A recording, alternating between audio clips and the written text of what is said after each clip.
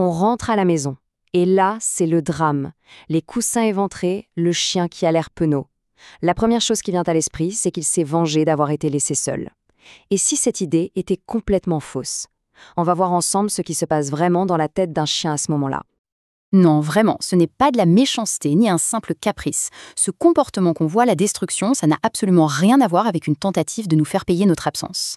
Et c'est justement parce qu'on se trompe sur l'intention qu'on n'arrive pas à régler le vrai problème. En fait, la réalité est beaucoup plus intense. Au moment où la porte se ferme, le chien, lui, il entre dans un état de panique. Mais une panique si profonde qu'il est persuadé que sa survie est en jeu. Littéralement. Ça peut paraître un peu fou dit comme ça, mais c'est la clé pour tout comprendre. Prenons un exemple concret, celui de David et de son berger belge, Rex. Un chien décrit comme parfait en tout point, sauf quand il était seul. David disait de lui qu'il devenait une tornade destructrice.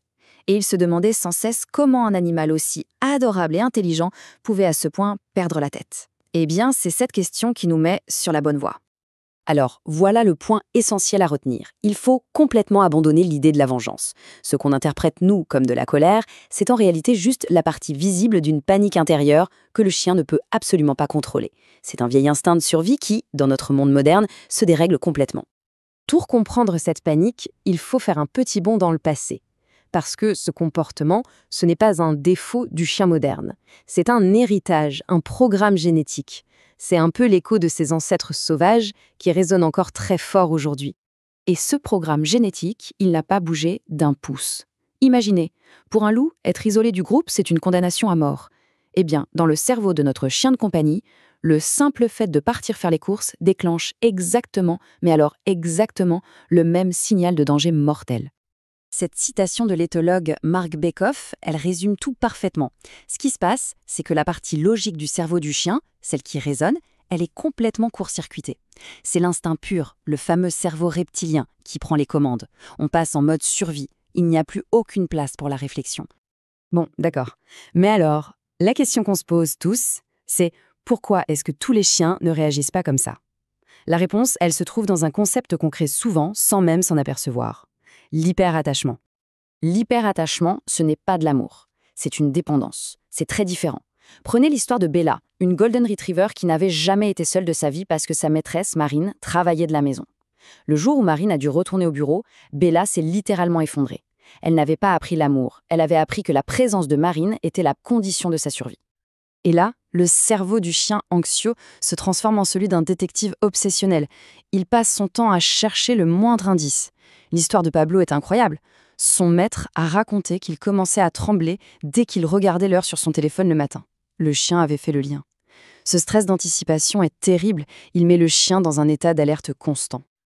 Ok, passons maintenant au moment fatidique, celui où la porte se ferme. Qu'est-ce qui se passe concrètement dans le corps et dans la tête du chien pour que ça mène à un tel chaos? C'est une vraie tempête chimique, une déferlante de cortisol, l'hormone du stress, et d'adrénaline. Le cœur s'emballe, les muscles se tendent. Physiologiquement, c'est la même réaction qu'un être humain qui ferait face à un danger de mort.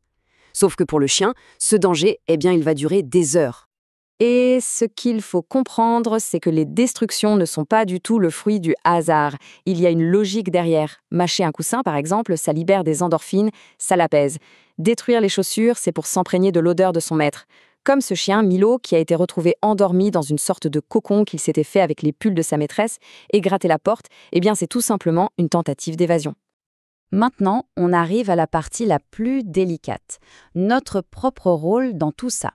Parce que, bien souvent sans le savoir, nos propres émotions, nos réactions peuvent empirer les choses. Cette phrase, elle est tellement juste. Les chiens sont de véritables éponges émotionnelles. Ils ne font pas que remarquer notre stress, ils l'absorbent littéralement. Ils sont bien plus doués que nous pour lire notre état intérieur. Et c'est là qu'est le cercle vicieux. On se sent coupable de partir, on est anxieux à l'idée de ce qu'on va retrouver en rentrant. Le chien, lui, capte tous ces micro-signaux. Notre respiration qui change, nos muscles qui se tendent. Et pour lui, c'est la confirmation. C'est la preuve que ses craintes sont justifiées.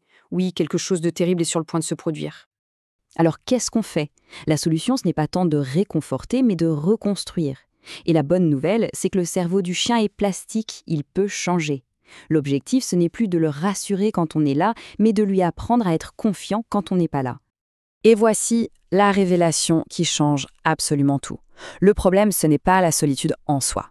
Le problème, c'est la phobie d'être séparé d'une personne en particulier, de son maître, de sa figure d'attachement. C'est pour ça que lui prendre un autre chien ou le confier à un voisin, souvent, ça ne marche pas. Donc, le bout du jeu change complètement. On arrête de se battre pour éviter les séparations.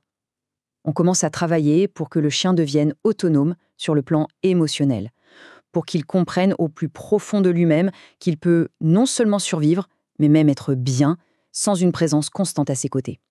Tout ça, ça nous amène à une question finale, une question que chaque propriétaire de chien peut se poser. En gardant son animal, est-ce qu'on voit de l'amour ou de la dépendance? Est-il simplement heureux de nous retrouver ou est-il littéralement incapable de fonctionner sans nous? La réponse à cette question, c'est peut-être la toute première étape vers son bien-être.